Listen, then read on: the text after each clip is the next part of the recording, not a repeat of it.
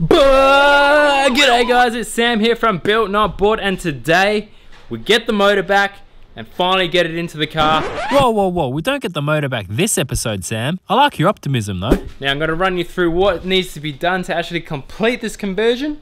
There's a little bit to it, so roll that intro. Down out.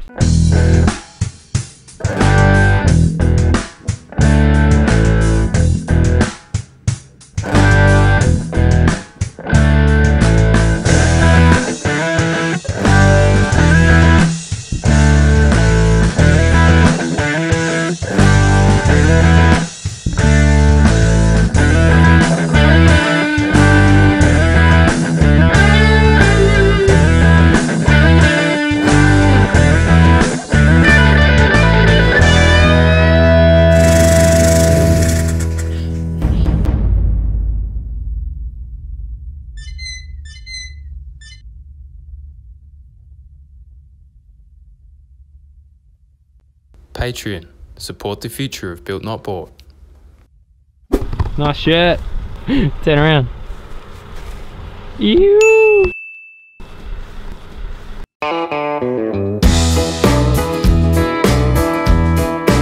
Alright, thank you guys so much for returning, and if you are new to this channel, smash that subscribe button because you're gonna get nothing but entertainment and education at the same time. You might learn a thing or two as well, like about a four-wheel drive, so it's worth it. Anywho, we're gonna start at one of the most frustrating jobs of doing these conversions, is this side. This side of the chassis rail. All these brake lines, fuel lines, any line that runs on the inside of the rail there, everything on the inside needs to be kind of bent up and relocated to the top of the rail, because otherwise the exhaust hits and it just causes dramas. So bit of a pain in the ass this one, so let's quickly knock that out so we can get onto the fun stuff. That should just about do it. See ya.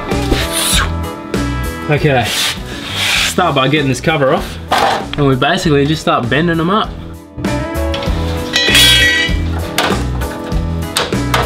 Now when you're bending these, you do want to be a little bit careful so you don't like snap the thing, but just remember when you're bending these, they were bent to be put in this position anyway, so don't be scared. But at the same time, if you bend it too far and kink it, you won't be able to use your brakes, and then all you can really do then is buy a new car, really. I'm joking, oh my God. Screw it.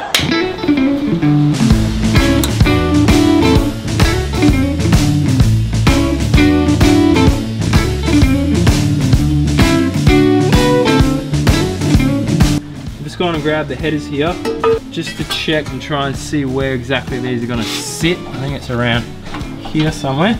Yeah, so you can see it just needs that space around there, and this section can come in across here underneath like so-ish. That's alright. Right, now it's really important, before I go and finish this off, I want to make sure that anywhere that it's rubbing against the body, I move it away, or wrap it with some rubber or tape or something to sort of separate it, because the corrugations and the grinding and the corrugations on the road will cause that to rub through and you'll get a leak. I don't know, just sometimes I just amaze myself, you know. Look what I've done here. I used the old bracket mount thing to run these across, and then boom, gap on top and bottom, keeps it all away from rubbing away. Bit of massaging, but drilled a new hole and used the existing mount on the chassis rail, and all of these are floating. I don't know, I just amaze myself sometimes. Bloody brilliant.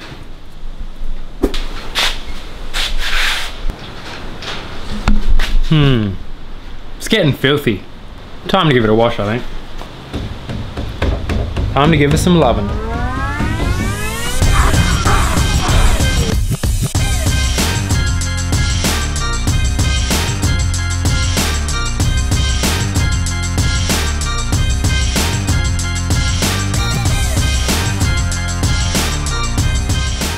Three days later. Alright, now we're up at the back end of the fuel system now. What I want to do is sort out the sender. Now, as I said before, the return line and all that's going to be sorted out here. I have an in-tank fuel pump, and I'm going to be running an external regulator. So this sender here, this whole unit is for a diesel, so that's going to be ripped out completely, and I've got a brand new petrol sender to put back in there. So first, we'll get the fuel pump mounted to the sender and all that ready to go. Then we bolt it in here, plumb up the two hoses, run it into the regulator, the return line back in, and that's pretty much all we got to do for the fuel side of things. And the sub tank has got an external pump to pump into your main tank, so you don't need to sort out any of that either. Let's get to it.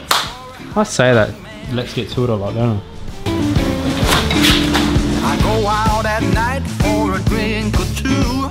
It seems somehow. I believe this stuff also came from Marx four-drive adapters, or you can just pick up one of these senders from Patrol Apart or out of a wreck or whatever you need to do.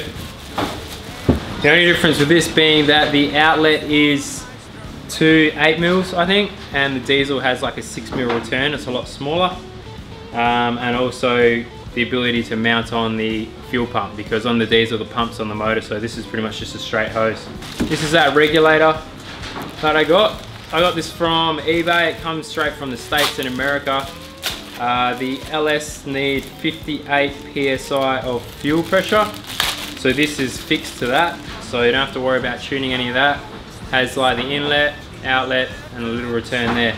So this pretty much bolts on, and it also doubles as a filter as well. I'll get into the filters later on, but that's what's going to be on the outside of the tank. And then inside the tank, I have one of these Walbro. This is the GSS 341. So the Walbro GSS 341 is what I'll be using for the in-tank component. So we'll start putting this together.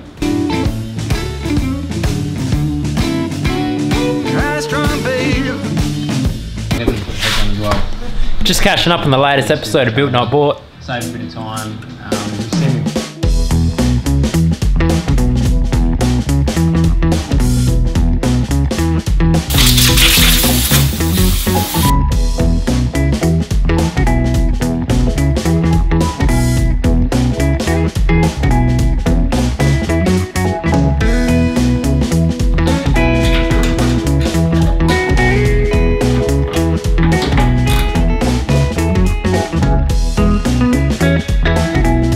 Look at flaring this fuel end now. There's basically a tool here that clamps onto the outside of the line, and then we push this device inside there.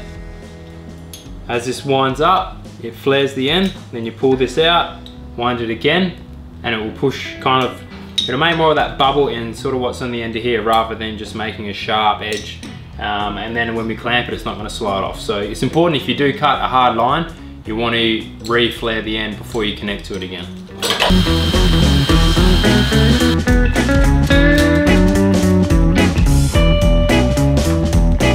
Alright, there we go. Pretty much wrapped up the fuel system on the back here. I've got the regulator mounted.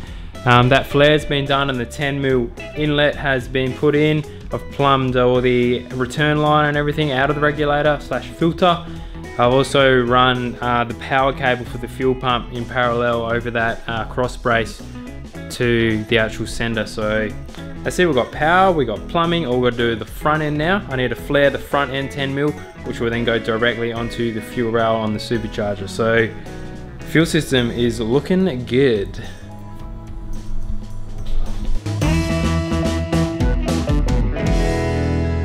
Alright guys, what we're going to do now is start looking at installing all the Marx Adapters, bits and pieces required for the conversion, starting with this bell housing. Now previously I'd already pulled off the old bell housing from the Nissan gearbox.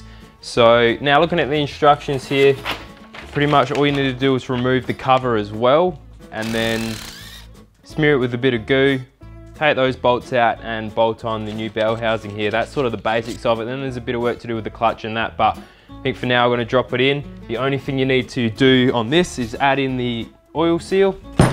It's a little supplied gasketed O-ring here. So that just fits in here like so, with the flat side facing the engine. Now it should go in and fit up flush with the actual housing. Wherever you're making a gasket, you want to make sure the surfaces are really, really clean. So using a bit of brake cleaner on this as well as the actual gearbox, it's not a bad thing to do.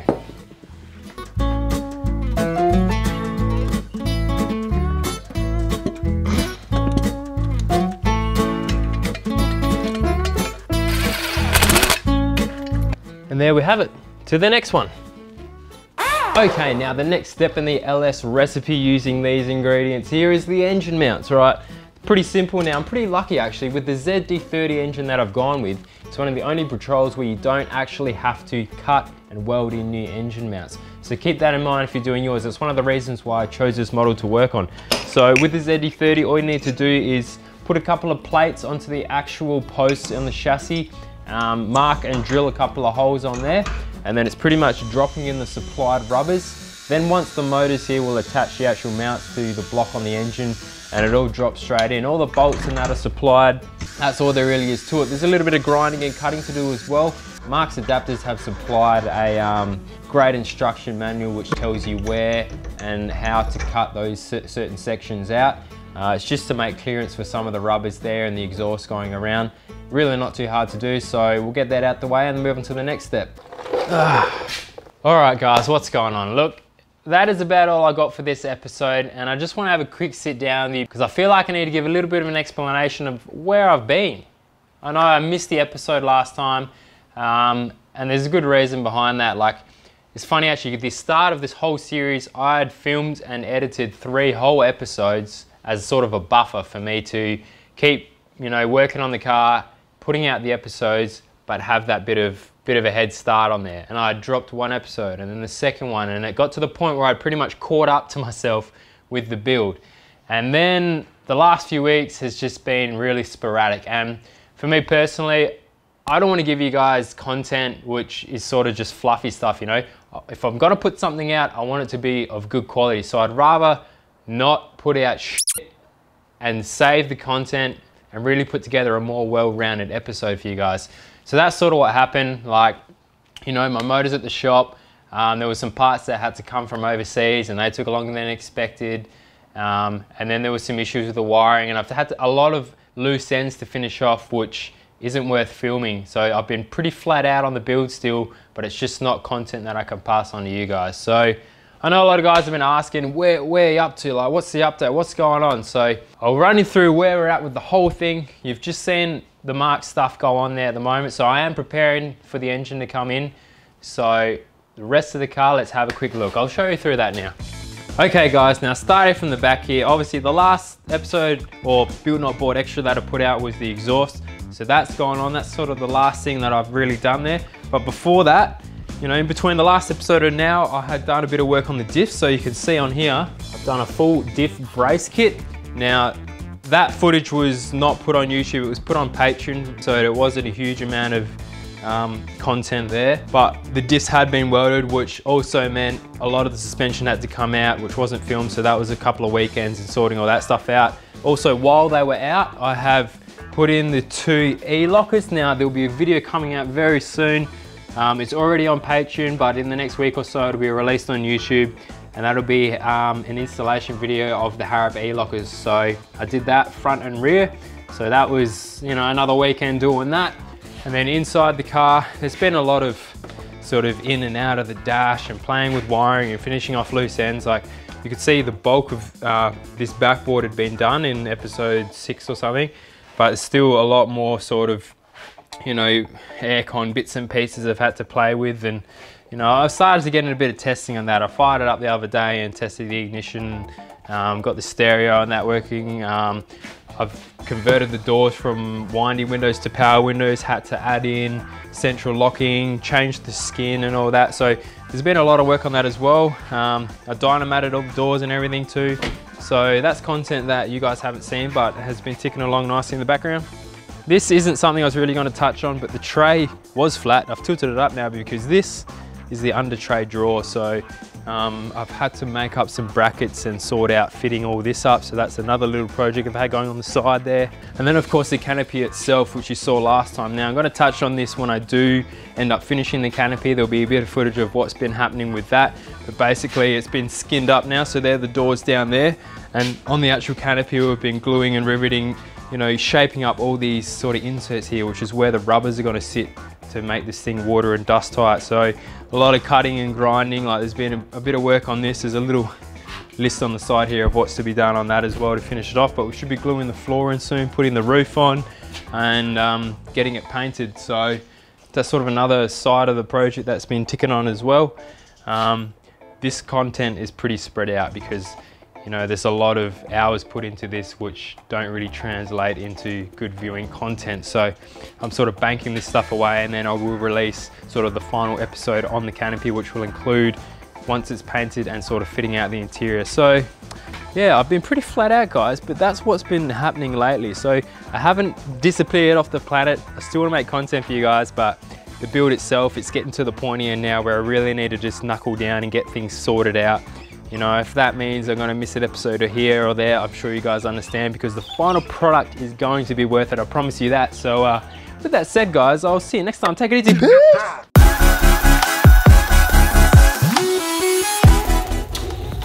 Oh, hello there. So you like watching Building Our Boat, do you? Well, there's plenty more content for you over on my Patreon page. As soon as you sign up, you get all the backdated content. Enjoy. Bye for now.